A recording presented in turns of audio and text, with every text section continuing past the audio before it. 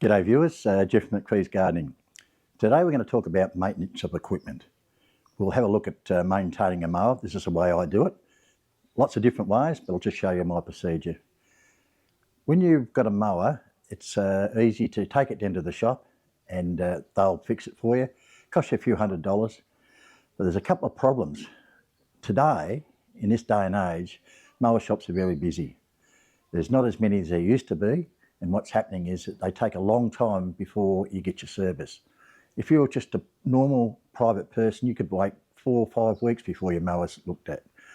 And even contractors, you can wait some time. The olden days, they used to pick your mower up or you drop it off and it'd be ready within a couple of hours, but that doesn't happen anymore. So what's important, I think, is to know how to maintain your mower. There's 3 easy things that we need to do is change the oil, change the air filter, and change the blades. And when that's finished, we'll just check it all over and make sure it's running nicely. So if you maintain your own equipment, you'll understand it.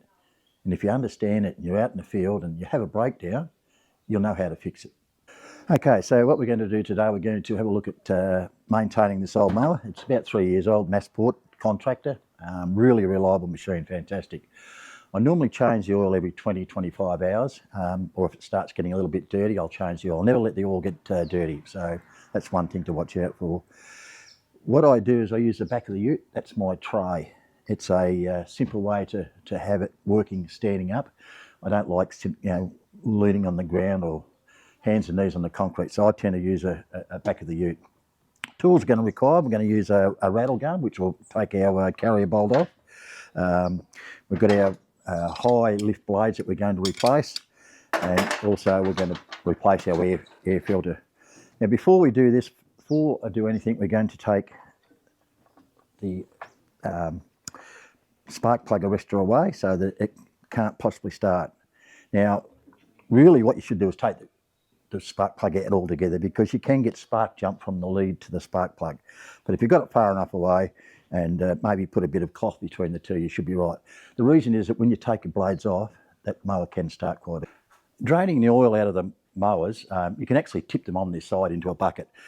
55 kilos, I'm getting a bit older to be doing that. So I use what they call a vacuum pump, and it just sucks the oil out. Also use it for my ride-on mowers. It's so easy to use. So once we take out our dipstick, we're putting a little red flag on it. Now, what I do is I drain the oil out and then I put my dipstick back so that I know that to fill the oil up when I'm finished. Now the reason is I drain the oil out is that I'm going to be tipping it up and turning it around and manoeuvring the mower in unusual positions at times. And if you don't have any oil in there, you don't have any chance of getting the oil filling back into the chamber, which will cause a lot of smoke. So I find it easy to do the oil change first. So virtually it's just a pump action. So we put this in.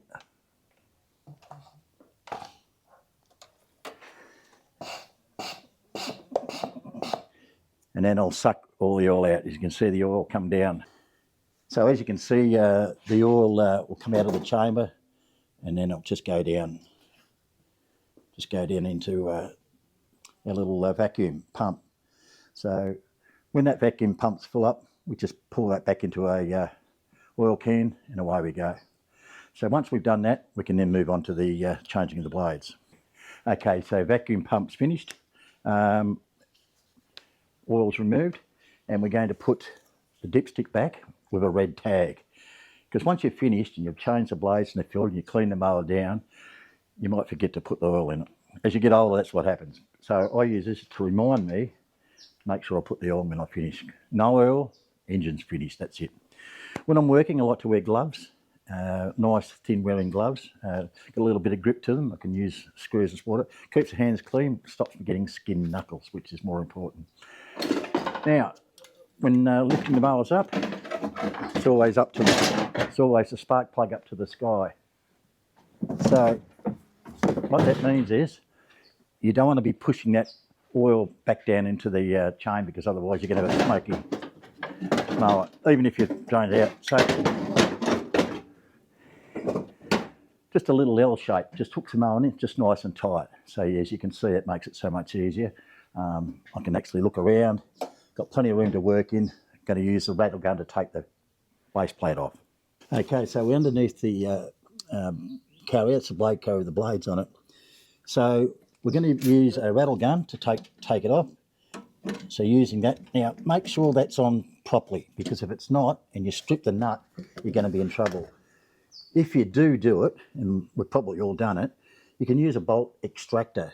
You actually hammer this thing on and that locks into the nut and it'll pull that bolt out. But of course, just using a rattle gun, it'll pull the bolt out. But of course, what will happen, you won't be able to use the bolt again. But so bolt extractor, which has got little claws in there, and you just hammer that onto the bolt head and then rattle gun that off, or use a spanner to get off. I use a rattle gun to take things off. There we go. So taking our blade, that's your carrier bolt, washer, and we've got our blades, which we're going to change. Now, whilst this is off, you've got a chance to clean down the base of your base plate, which is I always find good. Okay, so now we've taken off the blades, clean up the blade carrier, just make sure there's no cracks, because you don't want to have an accident. So always carefully check it for any damage at all. Good if you can carry a second one of these. In the event you do have a problem, you can quickly change it over. I mentioned before, use a rattle gun, just a cheap $100 Aussie rattle gun is quite easy. You can buy the expensive one if you want. Cordless is fantastic because you can take it out on the field, you can change tyres, you know, you've got any problems with your mower and you can do it there and then. You'll see here, I'll show you the blades. Although the high lift hasn't gone yet, you can see we're starting to getting a hole in the flute bit itself. Within a very short spate of time, that'll break off and you're finished. So once it gets to that point there, you're starting to see a hole, it's worn, you can see the blade itself's worn. We then replace the blade. As you see in comparison to the new blade, you see the difference in the cutting. So it's just beyond its cutting level. So with the new blade, it's all fairly well. During trade blades, you might want to sharpen them up if you want to. I don't really do it because I'm changing these every couple of weeks, so I've always got sharp blades. So when we're putting our blades on, brand new blades, I can't emphasise this any stronger. Replace with brand new bolts and washers. Don't use the old ones. Every time I change the blades, I use brand new bolts. These bolts are designed to go on once, and once they come off, they start losing that safety aspect of them coming off. So always use brand new bolts.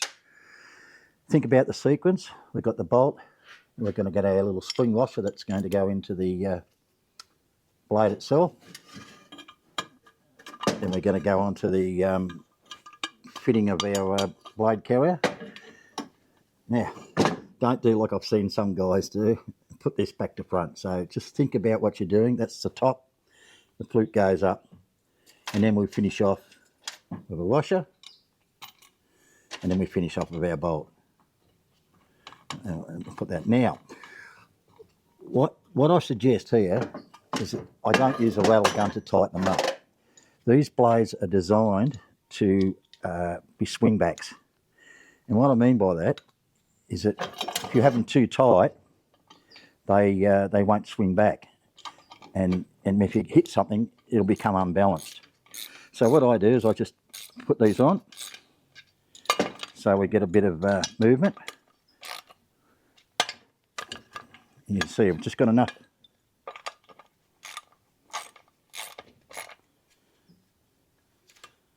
Just enough movement. Bolts on tight, but you've got that movement, because when you hit something, that's going to swing back. But if you don't, and that's rigid, and you hit something, it comes a bit off balance, your mower will shake. So make sure you've got a bit of freedom of movement. Okay, so that's the last. So see, the bolts lock in fairly tightly anyway, so we've got no worries here.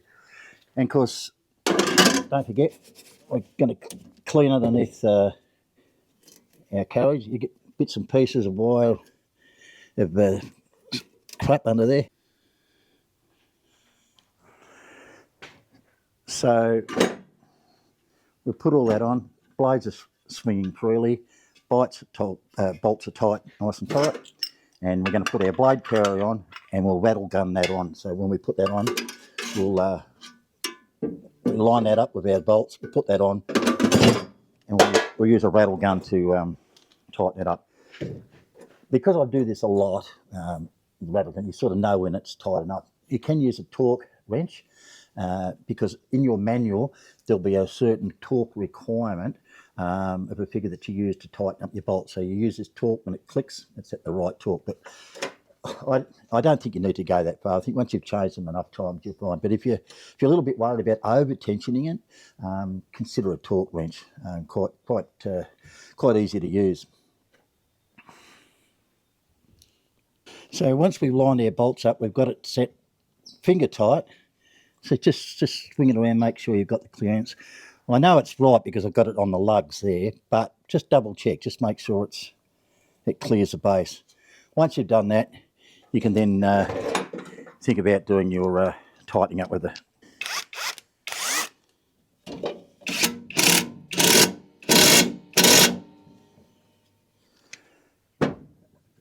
And I'd just like to finish off with I do it reasonably tight, and then I'll just finish off.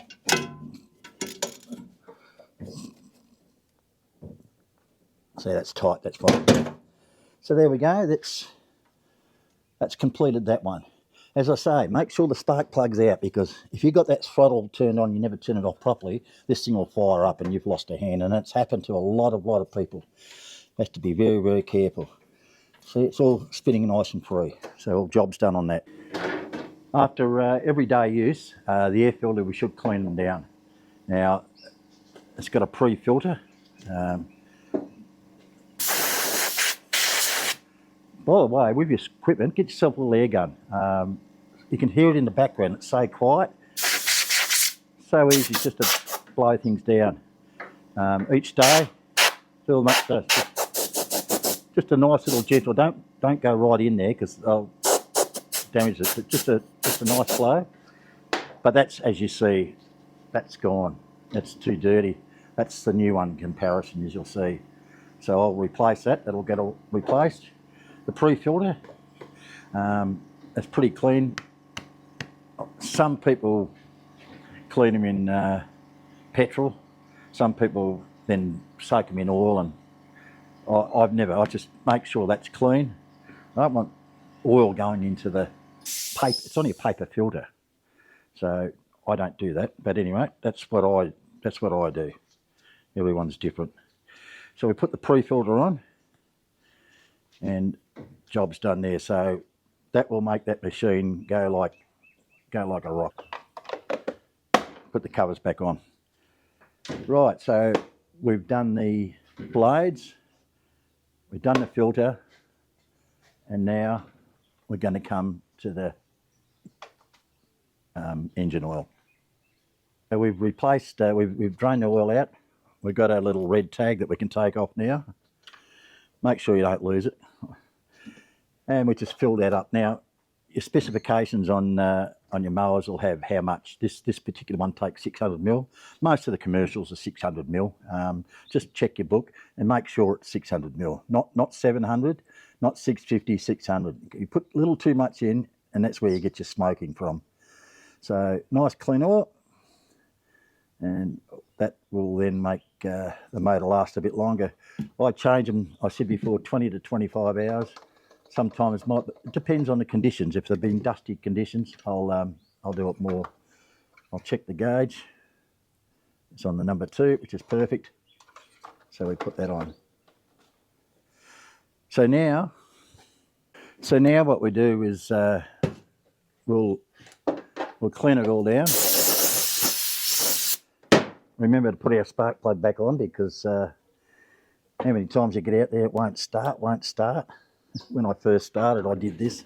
I took it back to the mower shop. He said, mate, it's either you got no petrol, we haven't put the spark plug on, and that's what I did. That's in my early days, so I always remember that. So we just clean it down, and I just use a bit of WD-40 and just give the whole thing a nice rub down. Wherever your springs, wherever your leads are, just check all the leads, that you've got no fraying of the leads. Always put a bit of WD-40 on the bits and pieces, anything moving.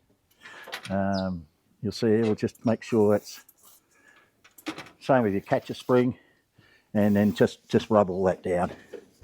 So that's basically the basic maintenance for your mower. So whether you're a home gardener or a contractor, maintaining your own mower, it's not that difficult. Remember those key issues of safety and regular maintenance, and the mower will last so much longer. For a private gardener, you'll get 20 years plus out of a mower. Contractors, we normally turn them over, depending on how many lawns we're mowing, 2 to 3 years. Sometimes I'll get a bit more. It's just changing the oil, surprisingly how much benefit will add onto the engine life. So important. Understanding the maintenance, basic maintenance, saves you money, because you put it in a mower shop, that would have cost me quite a few $100s. Today I was up for, I think, about $50, not even $50 by the time I got my blades, got my air filter, got my oil, put a new spark plug in. It's quite cheap. Now that would have cost me $200 or $300 at the mower shop, and I probably would have had to wait 2 or 3 weeks, maybe even then. Back in the old days, used to do it straight away. They don't. So do it yourself, not that hard, just a simple one with a mower. All right, thanks for watching.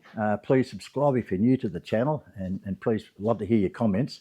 That's the way I do it. I know there's people do their own, you've got their own little ways of doing things, and that's the way I do it. I'm sure if you watch enough videos, there's a lot of videos on how to maintain mowers. You could take all the good points out of that and then adapt to the way you like doing things. Next time I'll run a maintenance, we'll have a look at the small equipment like our hedges and chainsaws and whippersnippers. We'll have a look at those, what maintenance we need to do to those. Thanks for watching again, and we'll see you on the next video. Bye.